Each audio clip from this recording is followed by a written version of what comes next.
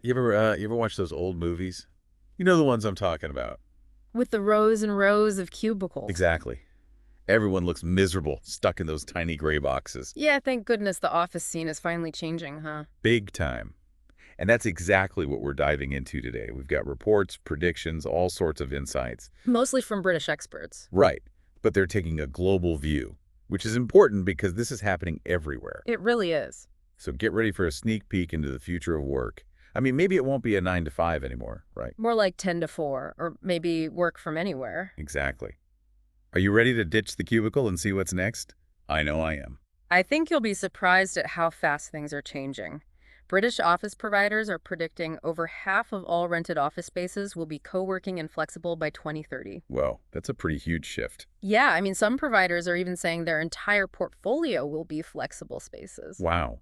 So what's driving this massive change? What's going on? It's a lot of things, really. The pandemic obviously pushed companies to figure out remote work, For sure, everybody had to adapt. and a lot of employees realize, hey, I can actually be productive from anywhere. Makes sense, right? And now the genie's kind of out of the bottle. Expectations for work are totally different now. And co-working spaces really fit into that desire for more freedom, don't they? Definitely. You can work when you're most productive. No more rigid schedules or commutes. No more soul-crushing commutes. Amen to that. And it's not just about individual freedom either, it affects companies too. How so? There is this study by Global Workplace Analytics, and they found that businesses can save up to $11,000 per year per employee just by adopting flexible work arrangements. That's a lot of money. Uh-huh. No wonder companies are starting to embrace this. It's a win-win, right?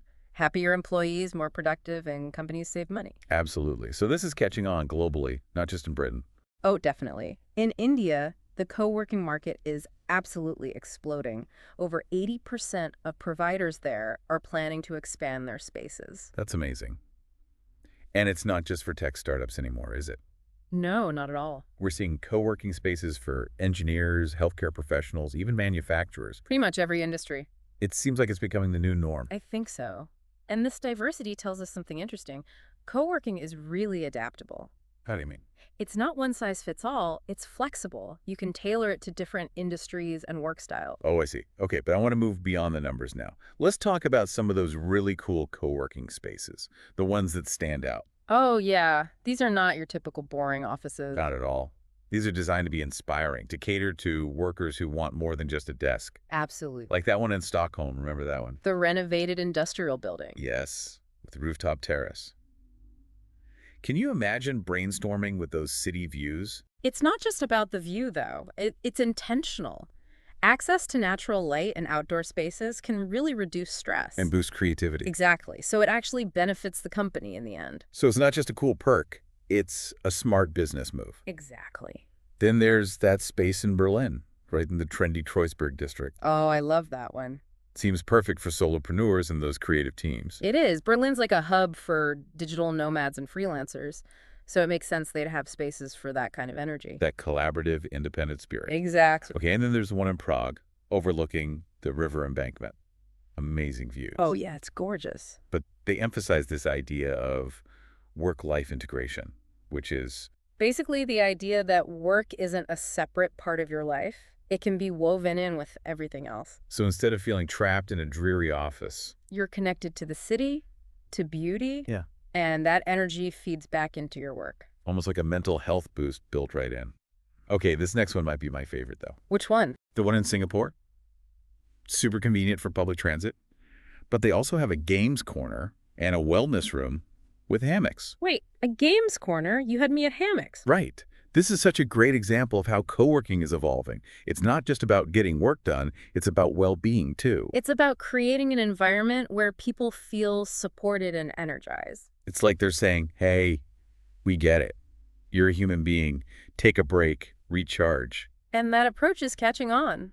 More and more companies are investing in amenities that promote well-being. Because happy, healthy employees are more productive. Of course. So with all these amazing co-working spaces popping up around the world, it makes you wonder, Well, it begs the question, Are traditional offices even going to exist in 10 years? Wow, that's a big question. Maybe we should save that for part 2 of our deep dive. Definitely something to think about. Stick with us, folks, because things are about to get even more interesting. All right, so are traditional offices doomed, is that what we're saying? Well, hold on. Before we throw a going-away party, let's dig into why co-working is so appealing in the first place.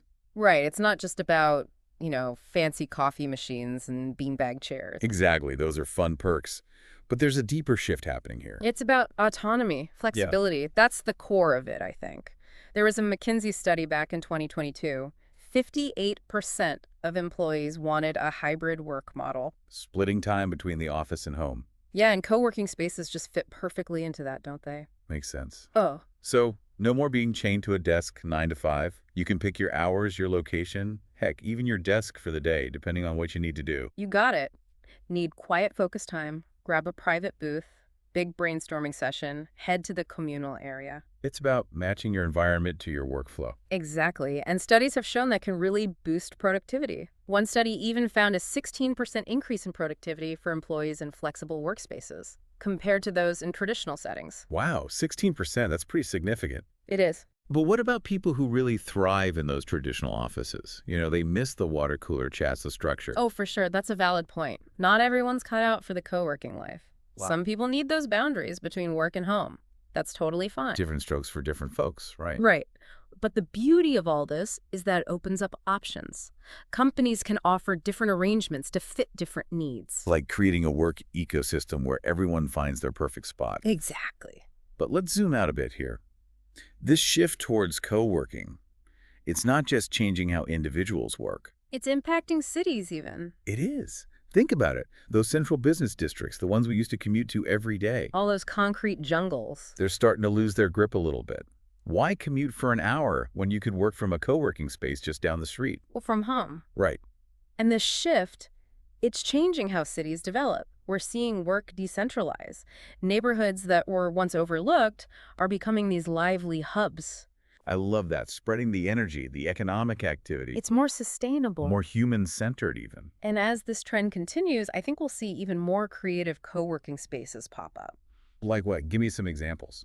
Well, imagine spaces designed specifically for certain industries, Ooh, I like where you're going with this. like a co-working space just for musicians with soundproof studios, or one for writers with quiet nooks and a huge library. Oh, that would be amazing. Uh, Or what about co-working spaces for parents with young children? with on-site childcare. Absolutely. We're just at the beginning of all this, really. It's kind of exciting, figuring it all out as we go. It is, but we have more agency now than ever before. We get to choose how we want to work, where we want to work, who we want to work with. That is pretty empowering. It's a chance to build a work life that really reflects our values. The priorities. Exactly.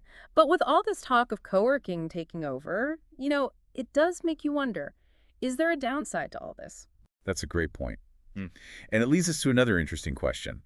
Can the office itself, can it actually become a competitive advantage for companies? That's a good one. So the office itself as a competitive advantage, huh? Mm. What do you think? Well, we've been talking about co-working as this, this flexible, cool option. Yeah. But what if companies took it a step further? Okay, I'm listening. They could really think about their office, whether it's co-working or something totally different, as part of their brand. So not just a place to work, but... But a statement, like, this is who we are, this is what we're about. Okay, I like that. So, imagine a tech startup, all about pushing boundaries, right? Their office space should reflect that. Yeah, totally. So maybe it's got cutting-edge tech everywhere, flexible layouts, even a prototyping lab. Ooh, a prototyping lab. That's cool. With 3D printers and stuff. Exactly. It becomes this, living expression of the company's culture. I see what you mean. It's not just about attracting talent anymore. It's about shaping how people work. How they interact, how they think even. It's a whole vibe. It is. So think about a fashion company. Their office feels like a high-end design studio, right?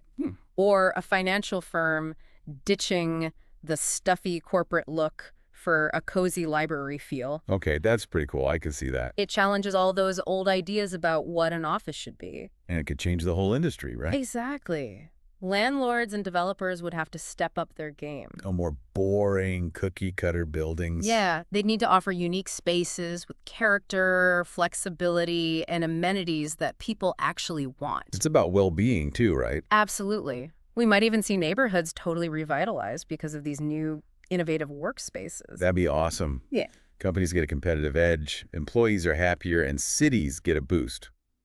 Everyone wins. I think so. You know, there's one more thing I want to bring up. What's that?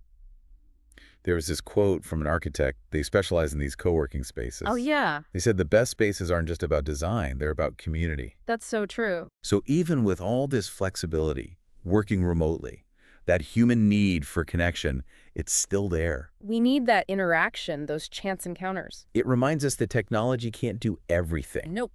Work is still a social thing at its core.